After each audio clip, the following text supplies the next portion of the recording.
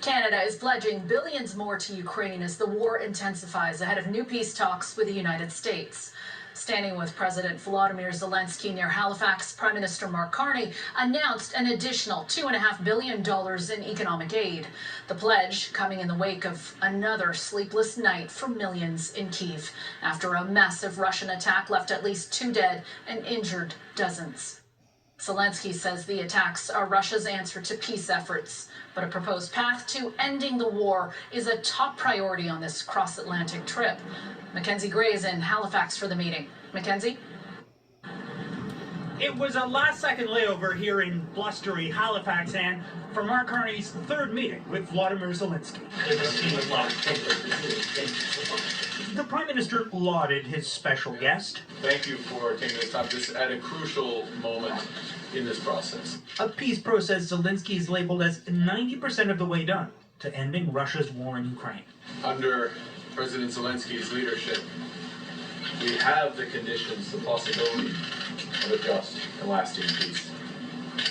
But that requires a willing Russia. A commitment Russia seems unlikely to make.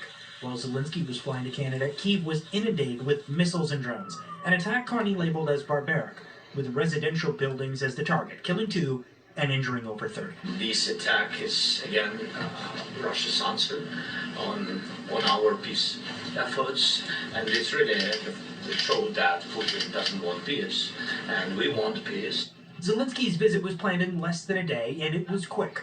On the ground for under 2 hours, with only 10 minutes spent one-on-one with Carney, before the pair had an hour-long video meeting with European allies, all done to show support ahead of Zelensky's meeting with U.S. President Donald Trump on Sunday. Trump has slashed Ukrainian aid dramatically, leaving Carney to take the opposite approach. We're announcing today further economic assistance for Ukraine, $2.5 billion worth of economic assistance. That money will be used to help with loans at the International Monetary Fund and World Bank, as well as rebuild Ukraine's energy sector. Dear Mark, Prime Minister, dear journalists, dear Canada, thank you for your support, first of all.